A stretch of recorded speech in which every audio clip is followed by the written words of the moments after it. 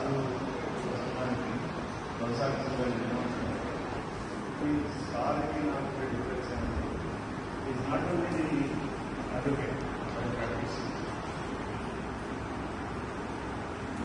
ఇప్పుడు నుంచి ఒక పెద్ద మనిషిగా ఉండే తత్వం జరుగుతుంది కాబట్టి మీకు సార్ మాటల్లోనే అర్థమైంది.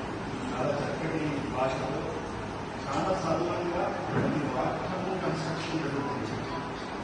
ముఖస్థుతే ఉంటుంది సాధన చెప్తే. బట్ చెప్పకపోతే ఏమవుతుందంటే మనము గొప్ప వ్యక్తులు ఎప్పుడో ఒకసారి జీవితంలో ఆశపడతారు. అది గొప్ప వ్యక్తి అని గ్రహించేలోపలే ఆ గొప్ప వ్యక్తి వెళ్ళిపోతాను. నేర్చుకునే ఛాన్స్ మనం కోరుకోవాలి కాబట్టి నేను మీకు అవేర్ చేస్తాను. Because awareness and making sensitization is my part of it.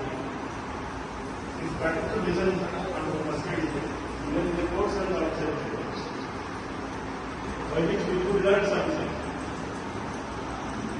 ఈ కొనసాగింపు ప్రసక్తం ఏంటంటే సార్ చెప్పారు. డాక్టర్ కూడా ప్రొఫెషనల్